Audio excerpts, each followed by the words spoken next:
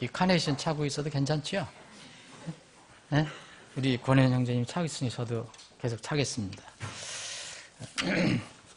특히 이제 사서 이렇게 돈 주고 사서 한 게 아니라 정성으로 이렇게 만드는 거라 더 이렇게 의미가 있는 거 아닌가 생각해 봅니다.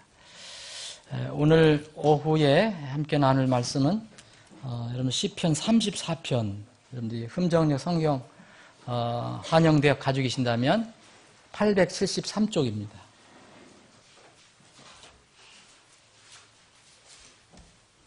자, 그 말씀은 이 앞에 설명문이 붙어 있습니다. 시편 34편은 다윗이 쓴 건데, 다윗이 아비멜렉 앞에서 행동을 바꿀 때에 아비멜렉이 그를 쫓아내므로 떠나면서 지은 시. 이게 이제 아비멜렉은 그 블레셋 가드 왕 아기스의 이렇게 타이틀입니다. 근데 이 내용은 사무엘 상 21장 읽어보시면 위기를 이렇게 벗어나기 위해서 다윗이 이렇게 좀 비친 행동을 합니다. 침을 흘리고. 그랬을 때 이제 그 아비멜렉이 그렇게 쫓아내죠. 여기서 이게 쫓아내므로 떠나면서 지은 시라고 그랬어요. 근데 제가 느낌은 이게 여기에 두려워한다는 이야기가 많이 나와요. 그 앞에 부분 우리가 읽을 부분이. 그래서 이 다윗이 깨닫고 이 글을 쓸 때에 처음에는 육신적으로 접근했다가 나중에 이제 주님을 두려워하는 것, 항상 주님을 경외하는 것이 왜 필요한가, 이것을 고백한 것이 아닌가 하는 생각을 해봅니다. 시편 34편 제가 읽겠습니다. 내가 언제나 주를 찬송하리니 그분을 찬양함이 항상 내 앞에 있으리로다. 내 혼이 주를 자랑하리니 겸손한 자가 그것을 듣고 즐거워하리로다. 오, 나와 함께 주를 크게 높이고 우리가 함께 그분의 이름을 높이자. 내가 주를 찾음에 그분께서 내 말을 들으시고 내 모든 두려움에서 나를 건지셨도다. 여러분들 이해가 조금 되시죠? 아비멜렉에게 갔을 때 좀 두려움이 있었거든요. 그래서 어떻게 해야 되는가? 근데 이 모든 두려움에서 나를 건지셨도다. 그들이 그분을 바라보고 빛을 받게 되었으며 그들이 얼굴이 부끄러움을 당하지 아니하였도다. 이 가엾은 자가 부르짖음에 주께서 그의 말을 들으시고 그의 모든 고난에서 그를 구원하셨도다. 주의 천사가 그분을 두려워하는 자들을 둘러 진을 치고 그들을 건지시는도다. 오, 주께서 선하신 것을 맛보고 알지어다. 그분을 신뢰하는 사람은 복이 있도다. 9절, 10절, 11절 여러분들과 함께 읽겠습니다. 시작합니다. 오 주의 성도들아, 너희는 그분을 두려워하라. 그분을 두려워하는 자들에게는 부족함이 없도다. 젊은 사자들은 부족하여 굶질지라도 주를 찾는 자들에게는 모든 좋은 것이 부족하지 아니리로다. 자녀들아, 너희는 와서 내 말에 귀를 기울이라. 내가 주의 두려움을 너희에게 가르치리로다. 아멘. 아버지 하나님, 오후에도 저희들이 이렇게 모여서 시간을 구별해서 성별해서 하나님 찬양하고 경배하는데 저희들이 사용하게 계심을 감사합니다. 우리가 이 땅을 살아갈 때 순간순간 시간 날마다 이렇게 세상과 구별해서 살아가야 하고 또 결정을 해야 합니다. 주님, 우리는 우리에게 주어진 시간을 하나님을 기쁘시게 하고 하나님께 영광을 돌리는 일에 우리가 잘 쓰지 못하고 있음을 고백합니다. 그러나 이 시간 저희들이 이 시간을 주님께 구별해 드리고 이 시간을 온전히 주님을 찬양하고 경배하는 데 쓰기를 원합니다. 이 시간 저희들이 말씀을 살펴볼 때도 주님께서 저희들에게 지혜를 주시고 이 말씀을 통해서 또 격려를 얻게 하시고 또 그 소망, 하늘의 소망에 대한 분명한 기쁨이 우리 마음속에 있게 하여 주옵소서. 거룩하신 예수님의 이름으로 기도합니다. 아멘. 예, 아침에 여러분들과 나눈 말씀을 이제 오후에도 연계해서 나누고 싶은 생각이 들었습니다. 오늘 여기에 보면은 특별히 이제 11절까지만 읽었는데 이 두려움이라는 단어가 이렇게 많이 나온다는 것을 볼 수가 있습니다. 이 4절에 내 모든 두려움, 그리고 여기에 7절 또 9절에는 두 번이 나오고 9번이 두 번 나오고 또 11절에 주의 두려움이라는 말이 이렇게 나옵니다.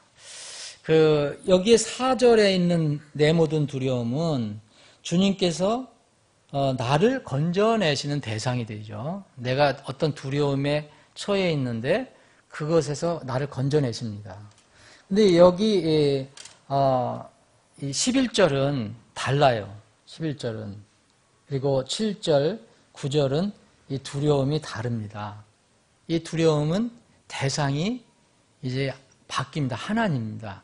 이 앞에는 세상에 대한 두려움이었어요. 근데 이 뒤에는 이제 하나님을 두려워하는 그런 것을 이야기합니다. 그래서 오히려 여기 앞에서는 세상에 대한 두려움에서 하나님 우리를 건져주시지만 이제 우리가 그분을 두려워할 때 그분에 대한 두려움을 가지고 있으면 우리가 부족함이 없다라고 이렇게 이야기합니다. 그래서 우리가 그분을 두려워하면은 이 세상에서 이게 부족할 것이 없기 때문에 이제 내가 너희들에게 말을 하겠다. 자녀들아. 내가 너희들에게 꼭 가르쳐 줄 것이 있다. 그것이 뭐냐면 주의 두려움을 너에게 가르쳐 주고 싶다. 이 말씀입니다. 하나님의 그 지역 교회에는 여러 가지 기능이 있는데 그 중에 하나가 이제 가르침이라는 건 여러분들 잘 아실 것입니다. 우리 모든 그리스도인이 되자마자 명령을 하나 받는데 그게 가르치라는 겁니다. 가르치는 거예요. 여기 나와 있잖아요. 이게 우리에게 주신 구원받은 사람들에게 주신 거잖아요. 예? 먼저 가르치라고 했잖아요. 가서 모든 민족을 가르치고 이 가르치는 것은 뭘 가르치냐면 복음을 가르치라는 그런 얘기죠. 예. 그래 복음을 받은 사람들에게 또 복음을 받은 사람에게 우리가 또 가르치라는 명령을 또 가지고 있습니다. 뒤에 보면 이제 침례를 주고 복음을 받은 사람 가르쳤을 때 그걸 받은 사람들 침례를 주고 내가 너에게 명령한 모든 것들 다른 여러 가지 것들을 또 가르쳐서 지키게 하라라고 명령을 줍니다. 이게 이제 지상대명입니다. 지상대명령은 복음만 얘기하지 않습니다. 반드시 침례가 들어가고요. 또 침례 후에 가르침을 얘기합니다. 그래서 여러분들이 나 지상대명령 수행한다 해서 복음만 전하는 것이 아닙니다. 이게 3단계 이 명령이 거기에 들어가야 합니다.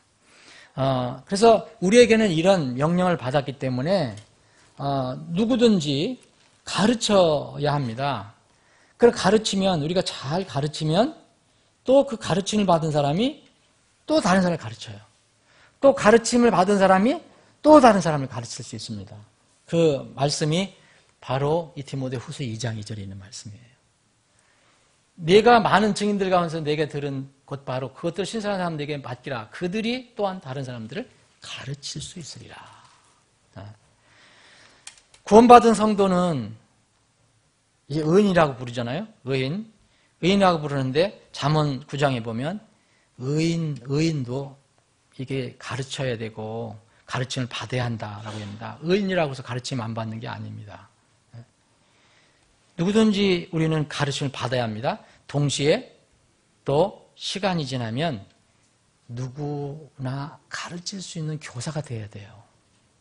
오늘 아침에 우리 교사들을 기리는 시간을 가졌지만 그러한 특정한 임무를 맡은 교사가 아니더라도 우리 그리스도인은 늘 가르침을 받고 또 가르칠 수 있는 그런 사람이 돼야 됩니다. 이게 교회에서의 믿음 생활입니다. 로마서 15장 14절에 보니까 이런 말씀이 있어요. 내 형제들아 나 스스로 또한 너희에게 대하여 확신하거니와 너희 역시 선함이 가득하고 모든 지식이 충만하여 능히 서로를 훈계할 수 있느니라. 서로 훈계하는 거예요. 서로 훈계. 서로 훈계하고 가르쳐 줄 수 있는 거죠. 그런데 이 뭐가 있냐면은 안에 하나님에 대한 것, 선함이 가득하고 하나님에 대한 지식이 있어야 하지만 서로를 이렇게 가르치고 훈계할 수 있다는 거죠. 골로새서 3장은 오늘 우리가 지금 찬양을 아름다운 찬양을 했는데 찬양에는 다 가사가 있어요. 요새 현대음악은 다 멋모르는 가사, 이상한 율동이나 하고 도대체 무슨 말 하는지 모르잖아요. 그렇지만 우리가 부르는 찬양은 반드시 가사가 있습니다.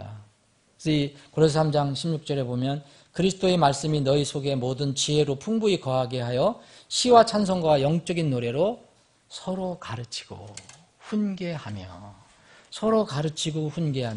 너희 마음속에서 은혜로 주께 노래하고 그렇게 되어 있습니다. 그래서 저는 이렇게 찬송을 들을 때 이제 우리 같이 찬송 책을 보니까 볼 때 가사가 나오거든요. 그 가사를 통해서 부를 때도 은혜를 이제 얻을 때가 있지만 이 가사를 이렇게 음미할 때 은혜를 누릴 수가 있습니다. 오늘 아침에 우리가 부른 그 노래 우리가 1, 2, 3절, 4절에 오늘 참 의미가 있는 절이잖아요. 4절에 내 영혼이 평안한데 왜 평안하냐 이거예요.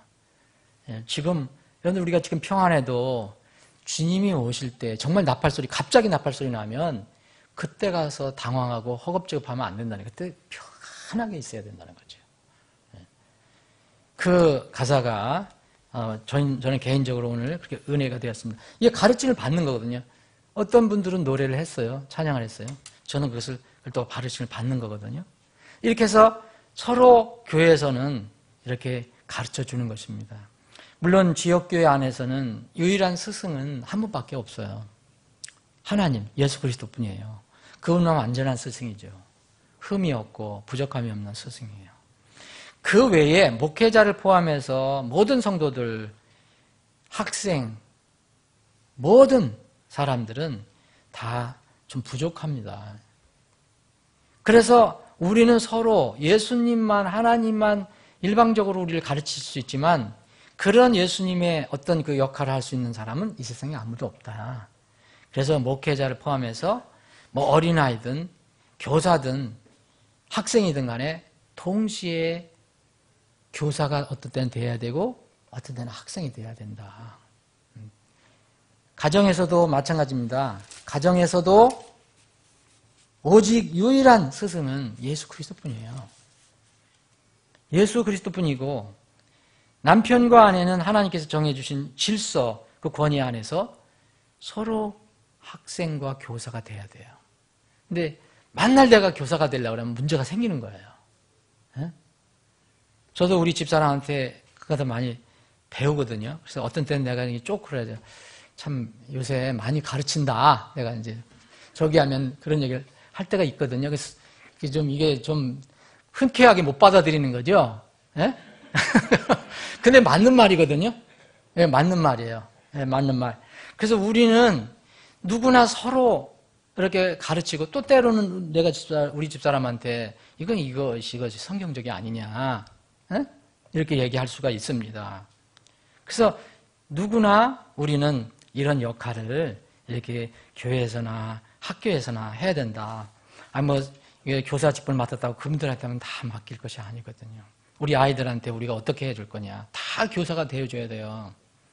그리고 또 우리가 다 아이들한테도 배울 것이 있겠다. 이렇게 생각을 해야 됩니다. 저는 지금도 자리 잊어버리지 않는데 우트만 목사 아들 있잖아요. 라비. 걔가 우리 교회에서 컸는데 처음엔 참 어려웠어요. 여러분들 아시는 분 어렵죠. 지금 망나니 정도 됐었어요. 그런데 이제 미국 가서 있다가 철이 들고 와서 내가 그 뒤로 들은 얘기인데 아니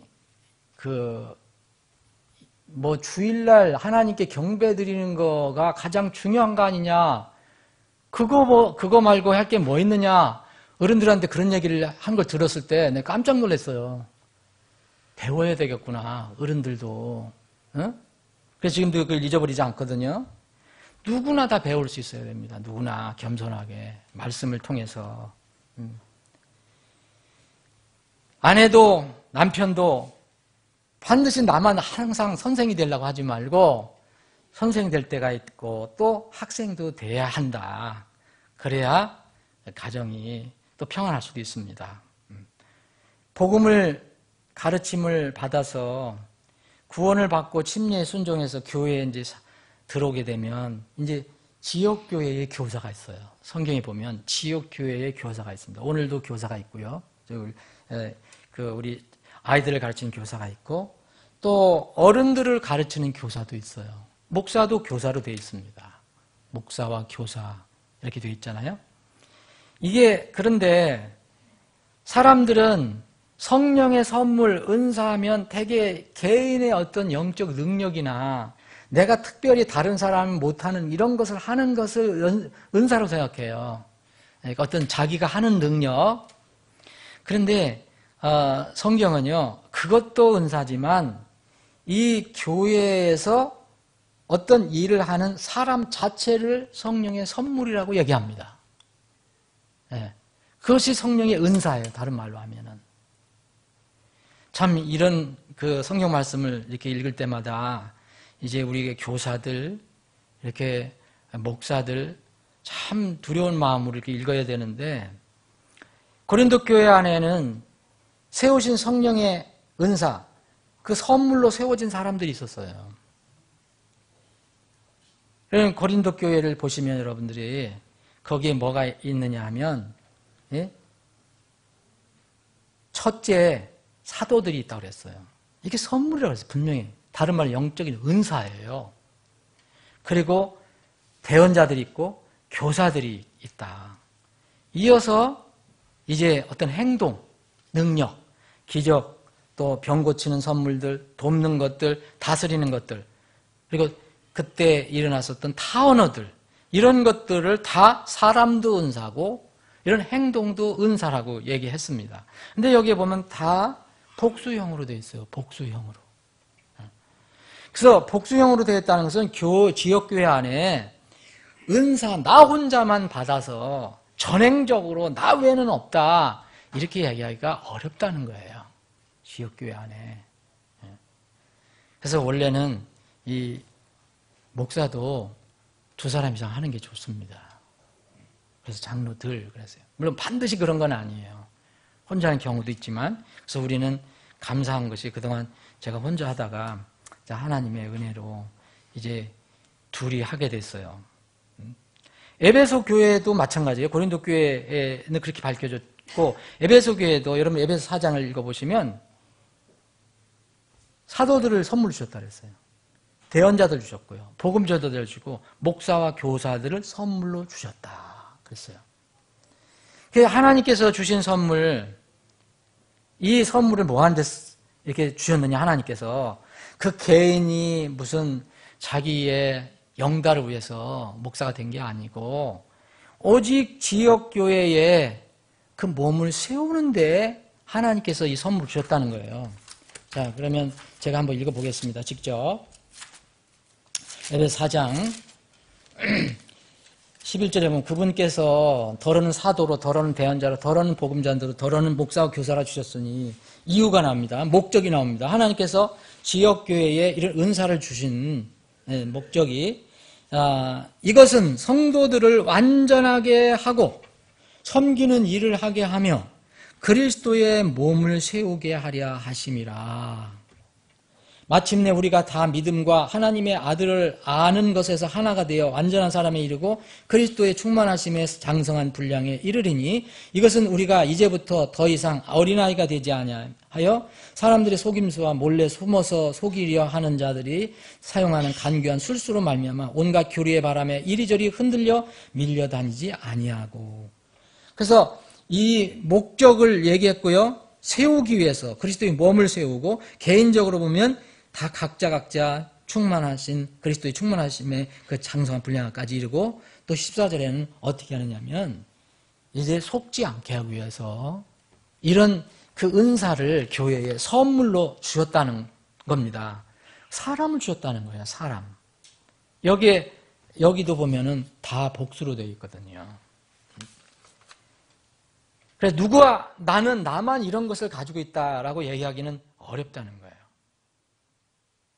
그런 이유로 여기에 이제 목사와 교사를 얘기한다면, 그런 이유로 이런 사람들이 속임수가 많고 몰래 숨어서 속이려 하는 자들이 막 간귀와 술수를 쓰고 그러는데 교리에 바람이 불어요. 여러분 한번 교리에 무슨 이상한 바람이 무슨 이렇게 불면은 교회가 어려움 당할 수도 있잖아요. 이상한 교리 한번 들어오고 막 그러면. 응? 지난주에도 말씀드렸지만 연변 지역에도 어머니 교회가 들어와 있고 연변 지역에도 뭐예요 그게 신천지 교회가 들어와 있어요. 얼마나 교묘하게 하는지 예? 거기서도 그렇게 열심히 예? 그러니까 웬만한 이런 목회자가 준비가 안 되면 다 뺏기는 거예요. 사실 성도도 아니죠. 거기서 정말 거기 가서 이 사람을 뭐 성령이라고 믿고 주라고 믿는 사람은 원래 성도가 아니죠. 구원받았다면 오직 예수님만 주는데 어떻게 그게 성도가 되겠습니까? 어쨌든 그런 사람들을 뺏겨요. 이 목회자, 이런 가르치는 자의 역할이 이렇게 중요한 것을 알게 되는데, 그래서 지역교회의 감독은 자격이 나오는데 가르치는 재능을 언급합니다. 가르치는 재능이 있어야 이렇게 얘기합니다. 디모데전서 3장 2절에 보면. 그리고 디모데후서 2장 24절에 보면 주의 종은 가르치기를 잘하며 그랬어요. 그리고 싸우지 마라, 논쟁하지 마라. 에? 이런 여러 가지 조건이 나와요. 그래서 이런 이유 때문에 하나님께서 이렇게 교회를 세우기 위해서 이렇게 주셨다면 우리가 그 지역교회 목사와 교사는 우리가 신뢰하고 존중해야 합니다. 그래서 갈라디아서 6장 6절에 보면 이런 말씀이 있어요. 말씀에서 가르침을 받는 자는 가르치는 자와 함께 모든 좋은 것을 나눌지니라. 최소한도 우리를 기도로 교통해야 돼요. 서로 신뢰하고 기도로 교통해야 돼요. 최소한도. 그 외에 여러분들 디모데전서라든지 히브리서에 보면은 장로들을 어떻게 존경하라 이런 말이 나오잖아요. 저는 이 선물을 우리에게 최근에 우리 하나님께서 우리 교회에게 주신 선물이 무엇일까 생각해 봤습니다. 우리에게 이 선물을 주셨어요. 사역자 한 분을 주셨어요. 제가 그분이 지금 여기 자리에 없으니까 마음대로 얘기하는 거예요. 우리 로즈는 잘 모를 거니까 무슨 말 하는지. 네? 정말 저는 이 성경을 보니까 목사와 교사로 주셨는데 성도들을 완전하게 하고 섬기는 일을 하게 하며 그리스도의 몸을 세우게 하려 하십니다. 그리고 우리가 더 이상 더 이상 어린아이가 되지 않게 하고 속임수와 속이려 하는 자들의 간교한 술수로부터 그런 온갖 교리 바람으로부터 이렇게 우리가 휩쓸려 가지 않도록 이런 사람을 보내주셨다. 그러면 이분이 우리에게 선물이구나. 우리 교회의 선물이구나. 그런 생각을 해봤어요. 여러분들은 그런 생각을 했는지 안 했는지 모르겠어요. 저는 이 성경 말씀을 통해서 우리 교회에서 모든 면입니다. 제가 보기에는 모든 면에서 물론 사람이니까 다 약함이 있겠죠. 특히 성경적인 자녀 교육과 개인 헌신에 정말 뛰어난 본이 되고 있구나. 이런 면에서 우리에게는 하나님께서 좋은 선물을 주셨구나.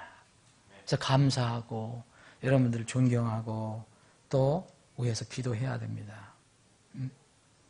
그런데 이런 것에 우리가 이제 별로 신경을 안 쓰면 언제 어떻게 거짓 교사가 들어올지 몰라요. 성경에 보면 이상하게 거짓 교사들이 들어온다고 나와요. 여러분들 아시잖아요.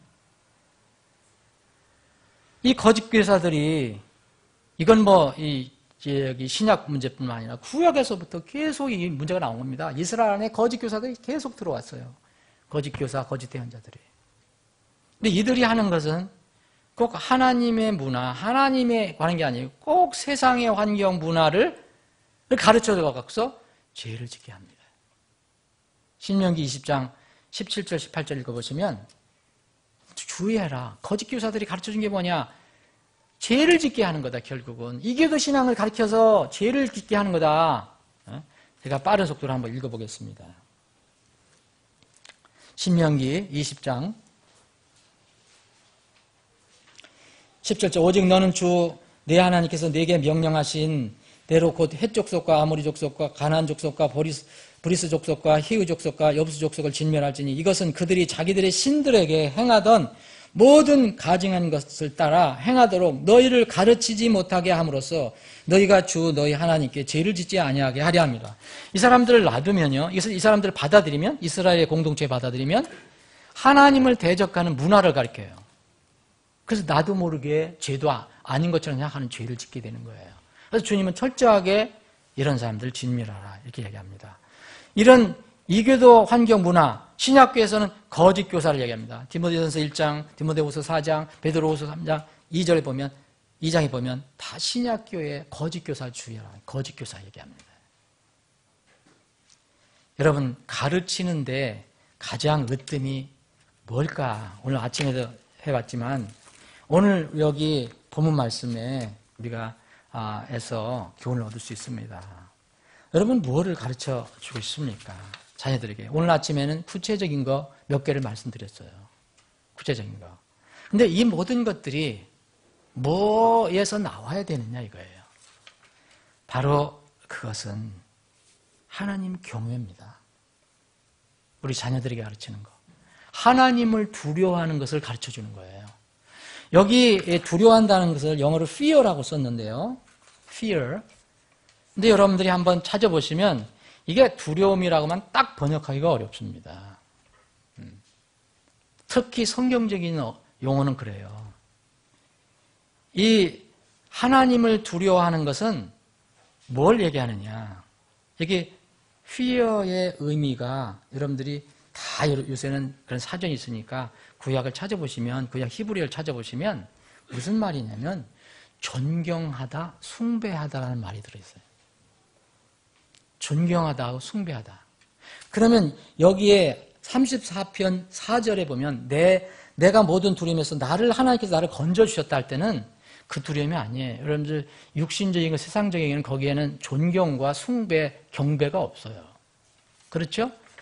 그런데 여기에 7절, 8절, 9절 그리고 11절에 나와 있는 두려움에는 단순히 몸이 떨리는 걸 얘기하는 게 아니에요. 겁먹는 것만 얘기하는 게 아니라 상대방을 존경하고 숭배하고 예배하는 의미가 들어가 있어요. 이 헬라도 찾아보니까 헬라는 이렇게 되어 있어요. 포베오라는 말인데 경고를 위해서 무섭게 하다는 얘기예요.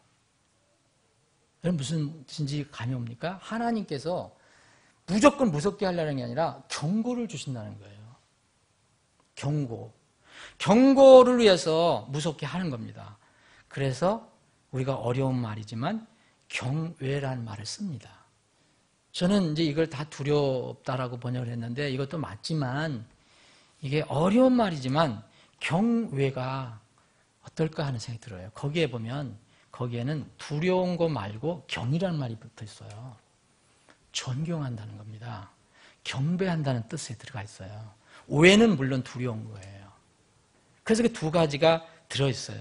어려운 한자 말이지만 그래서 그냥 단순히 하나님 두려워하라 무섭고 떨으라 그런 얘기가 아니고 하나님을 경외하라는 겁니다. 경외하라.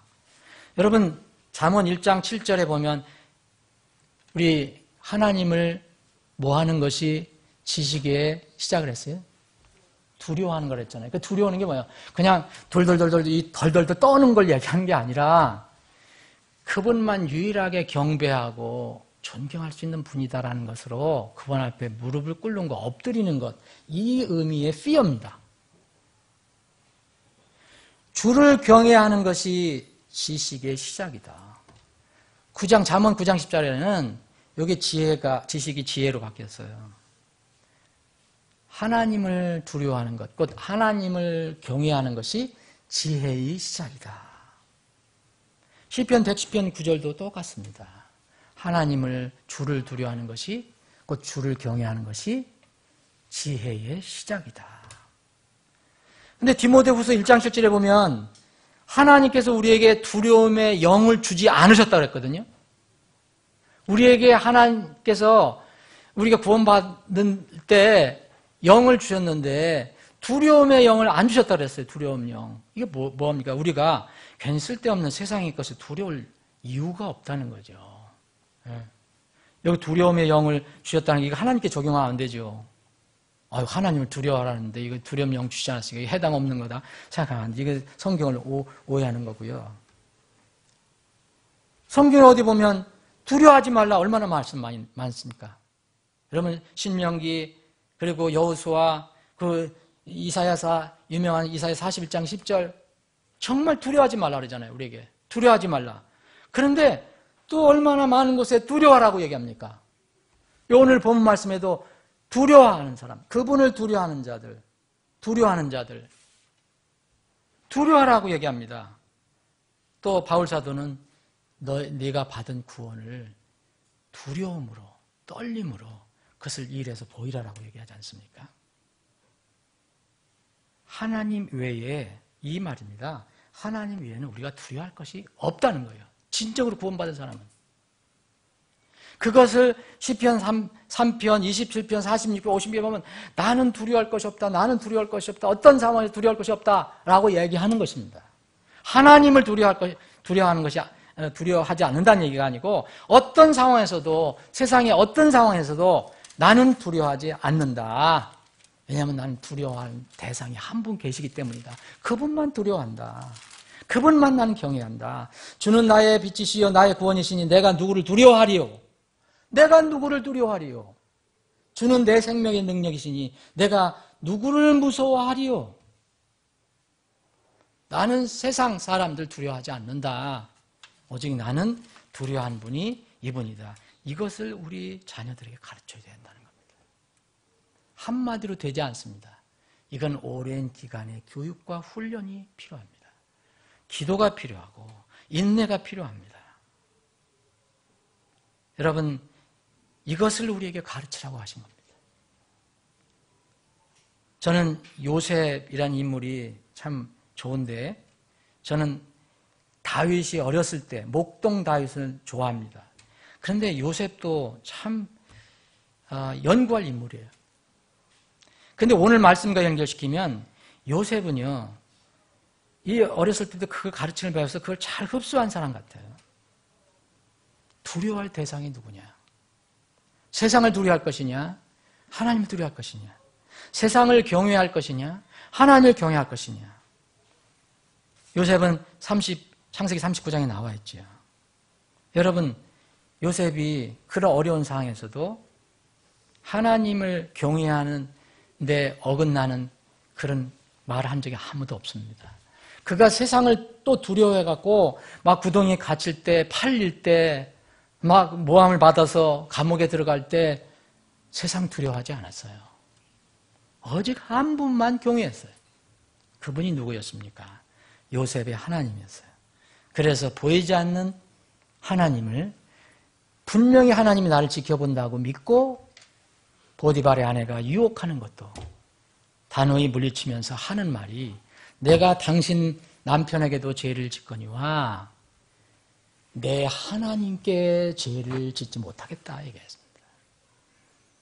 이게 하나님을 경외하는 것입니다. 이것이 바로 하나님을 두려워하는 것입니다. 히브리서 4장에 보면 하나님의 말씀은 우리의 심령 골수를 다 쪼갠다 그랬어요. 여러분들의 의도와 생각과 뜻까지도 다 알아서 나중에는 그대로 다 판단하신다 그랬어요. 세상에 다 그대로 드러내놓겠다 그랬어요. 저는 그런 하나님을 두려워합니다. 그런 하나님을 경외 안 할 수가 없어요. 저는 사람을 존경하고 때론 저기 하지만 하나님 말씀 다르게 얘기하는 사람은 제가 경영할 수가 없어요. 아무리 훌륭한 사람이라고 하도 저는 하나님이 두렵습니다. 말씀을 정리를 해볼게요. 가장 위대한 교육법은 아침에 말씀드렸어요. 가장 위대한 교육법은 무슨 몬테소리 교육법 이런 거 그런 거 위대한 교육법 아니에요. 요새는 무슨 뭐 독일에서 나오는 무슨 교육법 가장 위대한 교육법은 아주 간단합니다.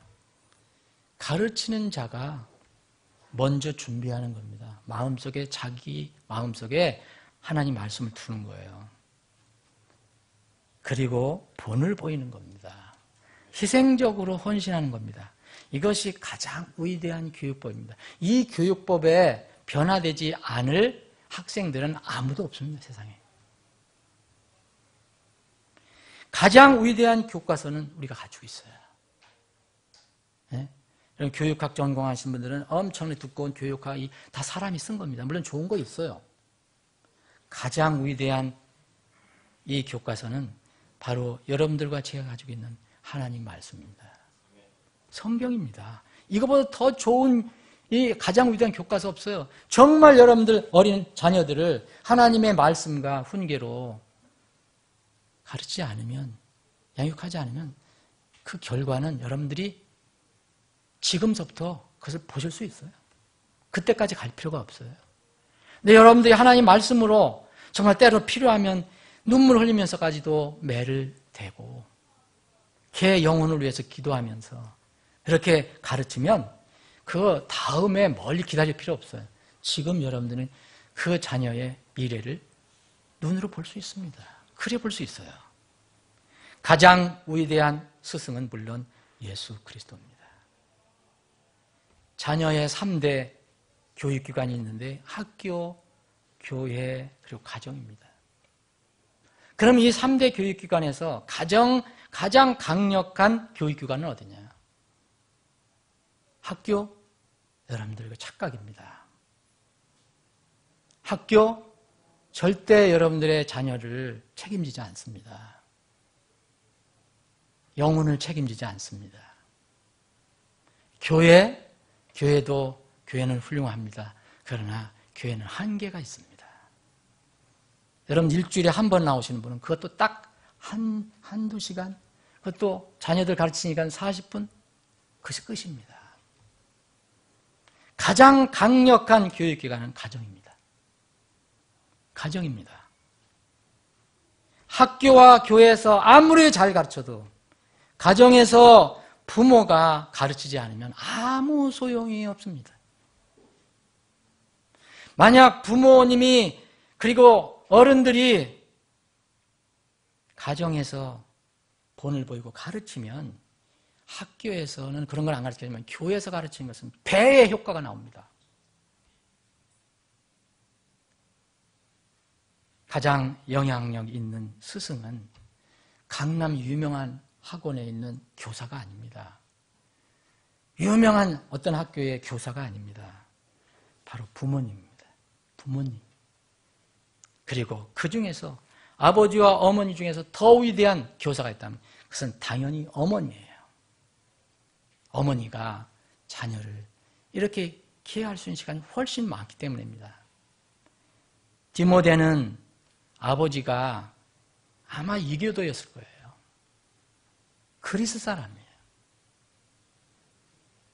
디모데가 만약 아버지에게만 책임이 주어졌다면 디모데는 나타나지 않았습니다. 디모데는 어머니가 위대한 스승이 되어졌어요. 디모데전서 1장 이런 보십시오. 어머니 유니스가 할머니로부터 배운 로이스로부터 배운 그 어머니가 그 아들 디모데를 말씀으로 양육했어요. 그래서 바울 사도는 그것을 나중에 그를 기억을 해서 상기시켜 주었습니다. 정리합니다. 최고의 교육 목표 다른 거 없습니다. 우리 자녀들에게 하나님을 경외하는 것을 가르쳐 줍시다. 이게 가장 중요합니다. 이것을 우리는 하나님으로부터 그리고 성경 말씀을 통해서 우리가 직접 배워야 하고 우리가 가르침을 받아야 하고 또 우리가 가르침을 받았다면 우리는 우리 자녀들과 우리 어린이들에게 반드시 가르쳐야 합니다. 그래야지 우리 자녀들의 삶에서 앞으로 영적인 부족함이 없습니다. 세상에 살아갈 때 부족함이 없습니다. 부디 저와 여러분들이 모두 위대한 스승, 우리 자녀들의 위대한 스승이 되기를 바랍니다. 하나님 경외하는 것을 가르쳐 줍시다. 아버지 하나님, 우리에게 이 지상에 살아가는데 여러 가지 이제 책임을 주셨지만 특히 부모로서 또 어른으로서 교사로서 책임을 가지고 있습니다. 이 책임을 저희들이 잘 감당하기를 원합니다. 하나님의 도우심이 필요합니다. 말씀을 우리가 철저히 순종할 수 있는 그런 또 믿음이 필요합니다. 우리에게 맡겨주신 자녀, 가정에서나 학교에, 교회에서나 정말 소중한 저 영혼들을 잘 가르치고 잘 양육할 수 있게 하시길 원합니다. 저들에게 하나님을 경외하는 법을 우리가 제일 우선순위로 가르치게 하여 주옵소서. 그것을 가르치려면 우리가 먼저 하나님을 경외하는 법을 배워야 하고 또 그러한 삶이 있어야 합니다. 하나님을 경외하는 내 딸은 그 귀한 열매는 주님께서 우리를 위해서 준비해 주실 것입니다. 우리가 하나님을 경외하면 하나님께서 우리를 행복하게 해 주실 것을 믿고 이 모든 것에 감사드리며 오늘 또 한날 복된 주일날 허락해 주신 것을 감사드리며 우리 주 예수 그리스도의 거룩하신 이름 받들어 기도합나이다. 아멘.